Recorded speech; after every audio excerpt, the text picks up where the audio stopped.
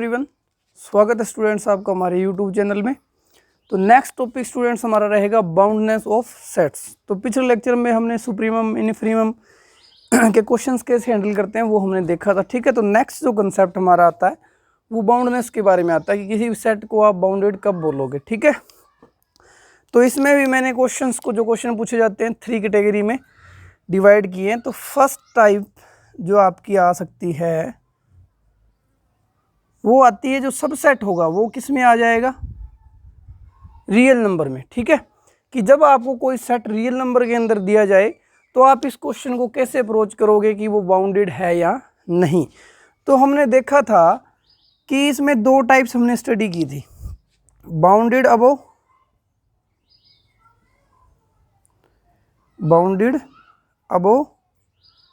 And bounded below, ठीक है।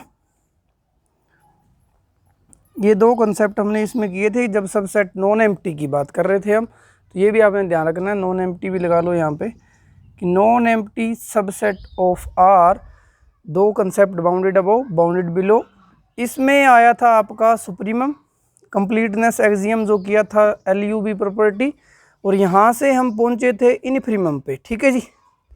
ये भी कंप्लीटनेस एक्सियम, इसको आप बोल सकते हो GLB प्रॉपर्टी, ठीक है। अब जो हमारा कंसेप्ट रहेगा इस तरह के क्वेश्चन में हमें जो भी सेट दिया जाता है, कल हमने किया था उस लेक्चर में आप देख सकते हो पहले। तो आप जस्ट यही चेक करो कि जो सेट दिया हुआ है आर के अंदर, जो सब सेट दिया हुआ है वो बाउंडेड अबव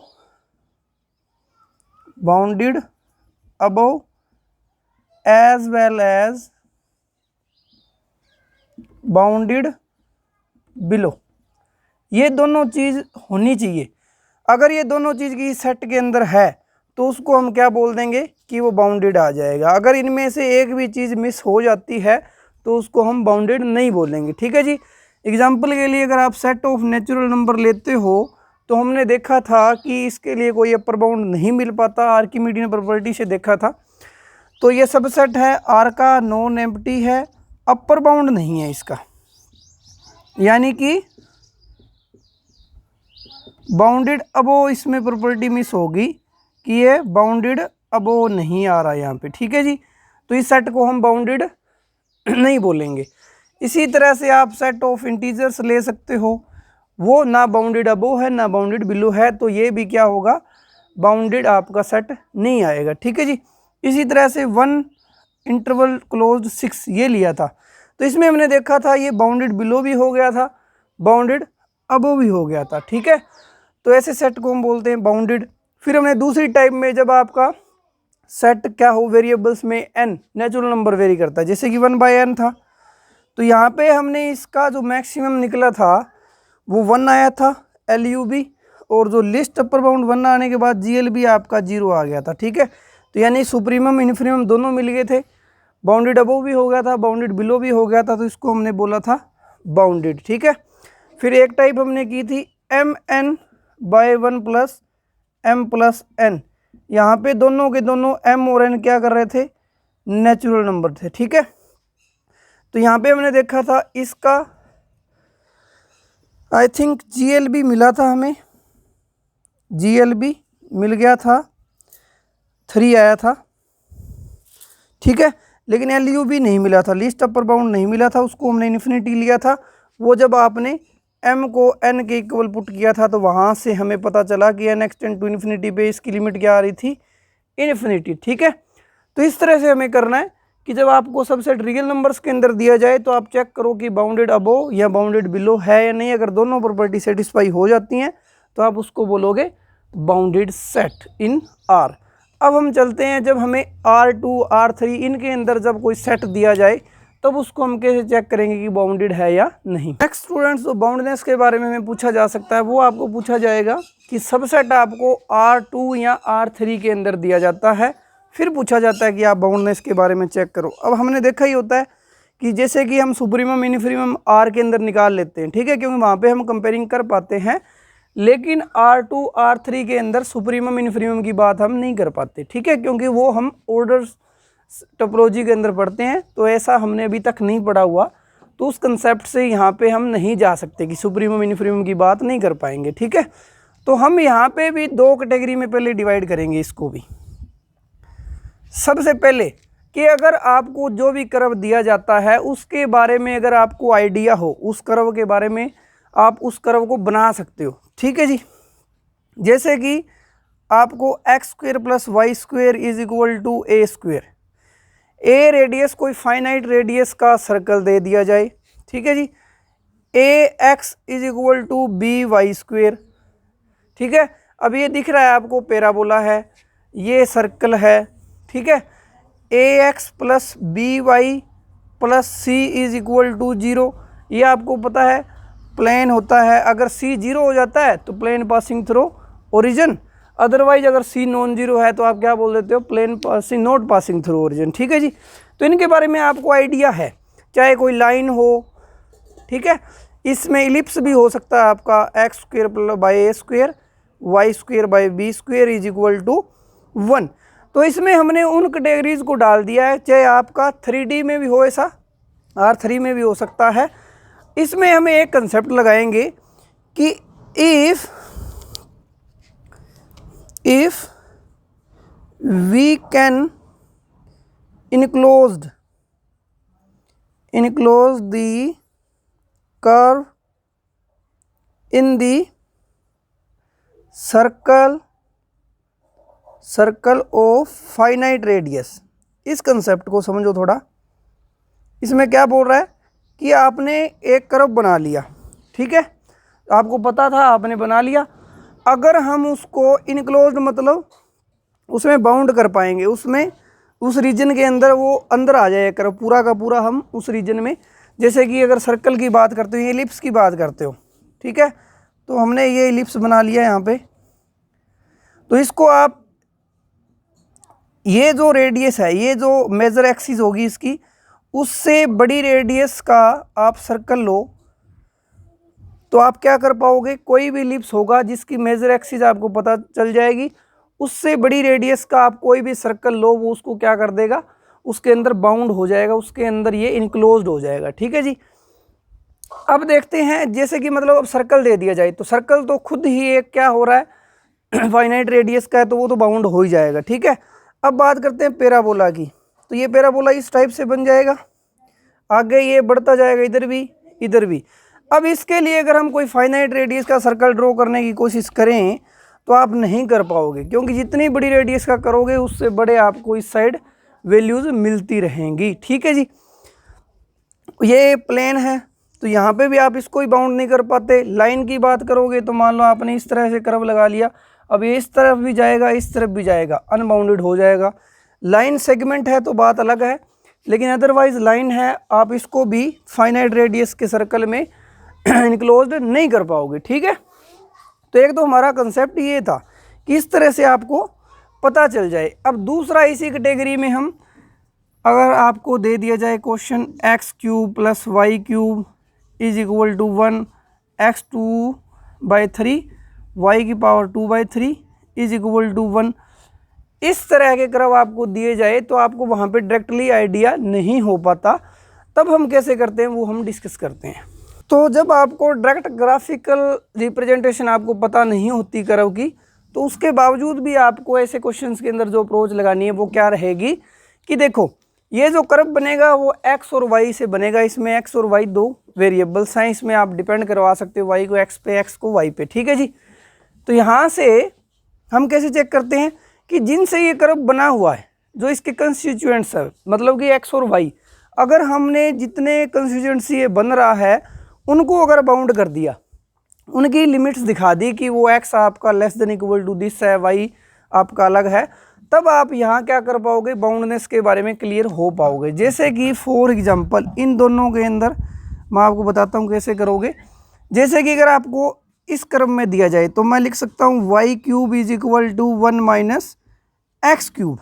अब देखो, आपको ना तो कोई एक्स पे लिमिटेशन दे रखी है, पहले लिमिट दे रखी है कि एक्स कहाँ से कहाँ तक है, ना ही वाई के बारे में, यानी कि आप एक्स को अपनी मर्जी से ले सकते हो, ठीक है। अब एक्स को आप जितना बढ़ाओगे, अब हमें नेगेटिव पॉजिटिव का तो डर नहीं है, क्योंकि वाई क्यूब आपका नेगेटिव पॉजिटिव जो मर्जी हो सकता है। तो यहाँ से एक्स आपका वेरी करेगा आर में से, उसी बेसिस पे आपका y भी किस में आ जाएगा, R में से। यानी कि यहाँ पे ना तो x बाउंड हो पा रहा ना आपका y बाउंड हो पा रहा, ठीक है। तो इसको हम क्या बोल देंगे, अनबाउंडेड। ये तरीका हम कब अप्लाई करेंगे, जब हमको थोड़ा सा ग्राफ के बारे में आइडिया नहीं हो रहा हो, ऐसा देखना इजी हो जाता है, ठीक है। अब इसको उठाते हैं, x की power 2/3 plus y to the power 2/3 is equal to 1। इसको अगर ध्यान से देखो तो इसको हम लिखेंगे y की पावर 2/3, 1 माइनस x की पावर 2/3। अगर दोनों साइड क्यूब कर दें तो ये आएगा 1 माइनस एक्स की power 2/3 is equal two cube. अब देखो इस क्वेश्चन में और इस क्वेश्चन में डिफरेंस बताता हूँ आपको मैं, कि ये अनबाउंडेड था, ये बाउंडेड आएगा। जब बात आई थी x की, तो x को आप जो मर्जी वेरी करवा सकते थे, क्योंकि y क्यूब है, इसको प्रॉब्लम नहीं हो रही थी, ठीक है। ये ग्रेजुएशन में हम करते हैं कि रीजन हमें फाइंड करना हो कि किस रीजन में कर्व बनेगा, तो वहाँ पे नेगेटिव पॉजिटिव देखा जाता है। अब देखो y स्क्वायर है, यानी कि किसी का भी स्क्वायर रियल नंबर के अंदर स्क्वायर नेगेटिव नहीं हो सकता, ठीक है। नेगेटिव नहीं हो सकता तो इसको नेगेटिव होने से बचाएगा कौन, x बचाएगा।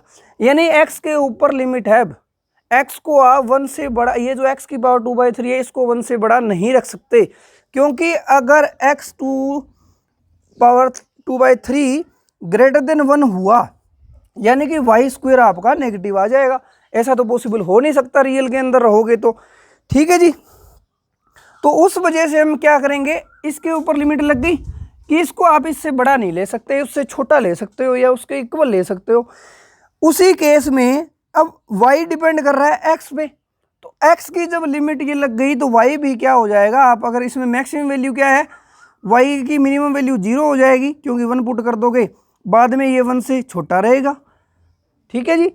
तो इस तरह से हमें क्या करना होता है, x और y जिनसे वो बन रहा है, कंस्टिट्यूएंट से जब बन रहा है, वहाँ से हमें चेक करना होता है अगर दोनों के दोनों वेरिएबल बाउंडेड है, यानी कि इस तरह से है x less than equal to a, y less than equal to b, इस तरह से आप दिखा देते हो, तो विदाउट कर्व की इन्फॉर्मेशन के भी आप बाउंडेड अनबाउंडेड दिखा सकते हो, ठीक है। अब यहाँ पे देखो ये अनबाउंडेड था, लेकिन ये क्या आ गया, बाउंडेड आ गया, ठीक है जी।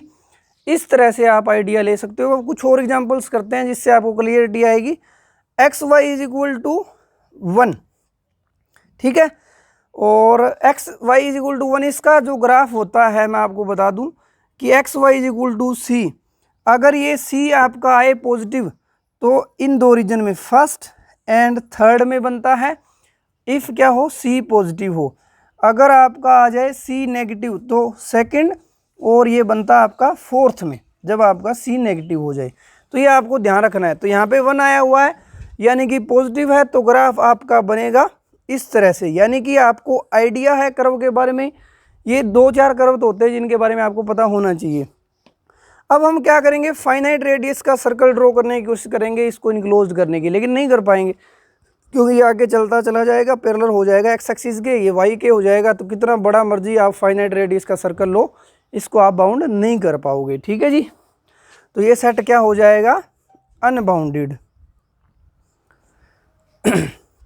इसी तरह से कोई सर्कल इलिप्स दिया हो तो बाउंडेड आता है ऑलवेज, कोई पैराबोला हो, कोई लाइन हो, तो वो क्या आ जाते हैं, अनबाउंडेड।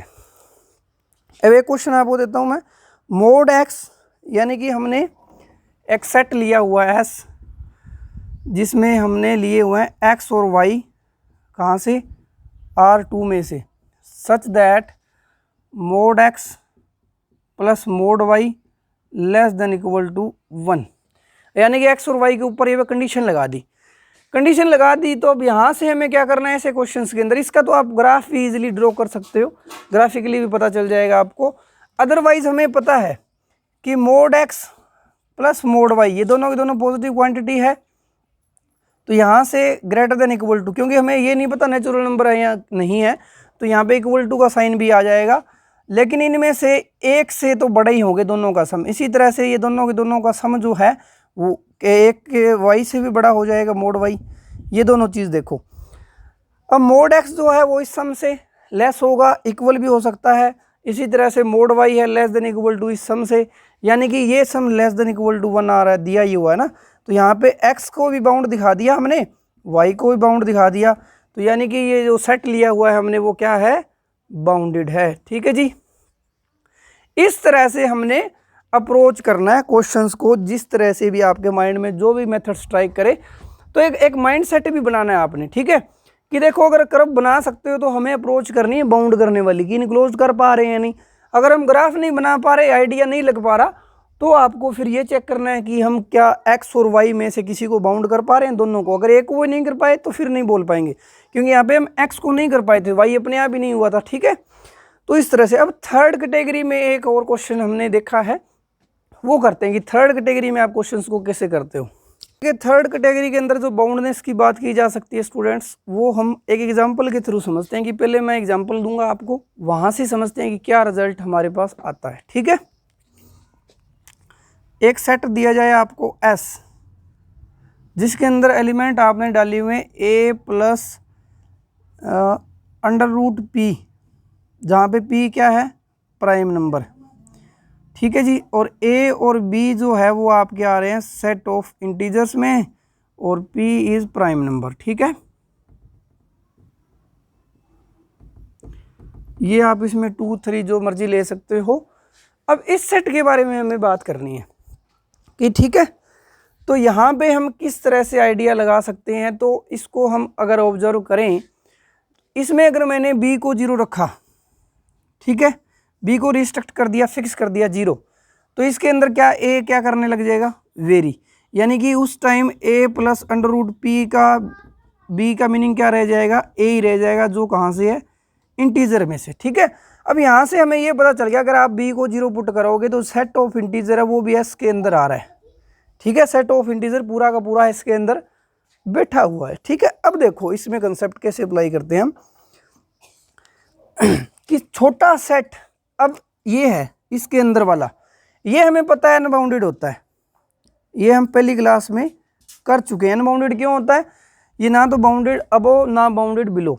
ठीक है, इधर भी बहुत सारे इंटीजर्स, इधर नेगेटिव साइन के साथ इंटीजर। ठीक है, दोनों साइड आपके इंटीजर्स हैं, ना ऊपर से ना नीचे से कुछ आपको अपर बाउंड लोअर बाउंड मिलने वाला। अब ये छोटा सेट जो इसके अंदर आ रहा है वो अनबाउंडेड है, तो ये भी क्या हो जाएगा, अनबाउंडेड ही होगा ना, बड़े वाला। तो फिर छोटे वाले को बाउंड नहीं कर पा रहे तो बड़ा तो अपने आप बाउंड नहीं होगा। तो यहाँ से हमें रिजल्ट क्या मिला, फर्स्ट जो लिख सकते हो आप प्रॉपर्टी, कि अगर आपको A और B इस तरह से दिए हुए हैं, A सबसेट है B का, such that A is unbounded. A के बारे में आपको इन्फॉर्मेशन क्या है कि A अनबाउंडेड है, तो यहाँ से आपको पता चलेगा which implies that B is also unbounded, B is also unbounded. ठीक है जी, फिर हम करते हैं, जैसे कि मान लो सेट ऑफ रेशनल नंबर्स, वैसे तो आपको पता ही है ये अनबाउंडेड है, फिर भी अगर हमें दिमाग लगाना हो तो आपको पता है set of integer, set of natural number, ये सारे के सारे कहाँ आते हैं, रेशनल नंबर्स के अंदर आते हैं ना।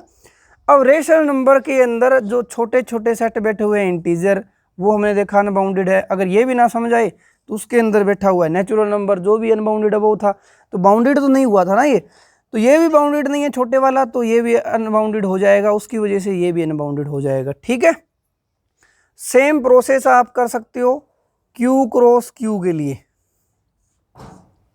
इसी के अंदर, तो हमें पता है Z क्रॉस Z इसमें आ जाएगा।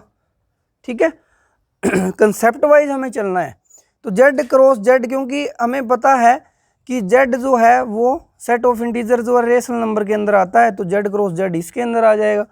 अब Z जो है वो सबसेट बन जाएगा, क्योंकि 1 अगर आप ले लेते हो तो Z क्रॉस Z के अंदर ये अनबाउंडेड है, जो Z क्रॉस Z के अंदर बैठा हुआ है, इंटीजर्स के अंदर बैठा हुआ है ये वाला, ये अनबाउंडेड है, तो ये अनबाउंडेड है, ये अनबाउंडेड, तो Q क्रॉस Q भी क्या हो जाएगा, अनबाउंडेड। ये कंसेप्ट आप लगा सकते हो जब आपको A के बारे में इन्फॉर्मेशन हो कि वो अनबाउंडेड है, तो B भी अनबाउंडेड हो जाएगा। ठीक है, दूसरा कि अगर A और B आपको इस तरह से दिए हुए हैं such that B is bounded, बड़ा सेट बाउंडेड है, B इज बाउंडेड, तो वहाँ से हमें पता चलेगा कि A भी बाउंडेड हो जाएगा।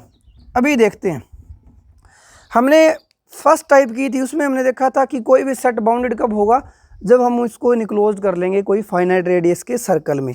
अब अगर हमें बी के बारे में दिया हुआ है, देखो इस तरह से बना लेते हैं, ये बी है, ये ए कहीं इसके अंदर बैठा हुआ है। जब बी बाउंडेड है तो उसके लिए हम एक फाइनाइट रेडियस का सर्कल बनाएंगे जो उसको बाउंड करेगा। अब जब इसने इसको ही बाउंड कर लिया तो ये तो इसके अंदर आ रहा है, वो भी अपने आप बाउंड हो ही जाएगा, एक हमें फाइनाइट रेडियस का सर्कल मिल ही गया। तो उस वजह से हम क्या बोल देंगे कि अगर बड़े वाला सेट आपका बाउंडेड है तो छोटे वाला सेट भी बाउंडेड हो जाता है।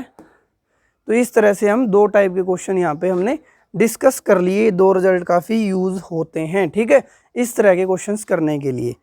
ठीक है जी, तो हमें चलना है कंसेप्ट वाइज, ठीक है, कंसेप्ट समझो फिर आप रिजल्ट को याद रख सकते हो, वो कोई दिक्कत नहीं है, लेकिन बेसिकली हमें जो ध्यान देना है वो कंसेप्चुअल ही चलना है हमें, ठीक है। तभी तो हम स्टेप बाय स्टेप चल रहे हैं कि नेक्स्ट स्टेप क्या आने वाला है। ठीक है जी, तो नेक्स्ट में हम करेंगे इनसे रिलेटेड जो क्वेश्चन, वैसे तो हमने सारे के सारे कर ही लिए हैं, ये CSIR नेट के अंदर पूछे हुए क्वेश्चंस थे। अब अगर ये आपको समझ आ गया बाउंडनेस वाला कंसेप्ट, तो आपको जब हम कॉम्पैक्टनेस करेंगे तो वहाँ पे बिल्कुल भी प्रॉब्लम क्रिएट नहीं होगी अगर आप बाउंडनेस चेक करना जानते हो, ठीक है। तो अब जो नेक्स्ट क्लास होगी हमारी उसमें हम करेंगे सेट्स के पॉइंट्स के अंदर property, interior point, limit points, neighbourhood, फिर वहाँ से हम चलेंगे ओपन सेट, क्लोज सेट, फिर कॉम्पैक्टनेस कनेक्टेड की बारी आएगी, ठीक है। तो इस तरह से हमारा कंसेप्ट चलता रहेगा।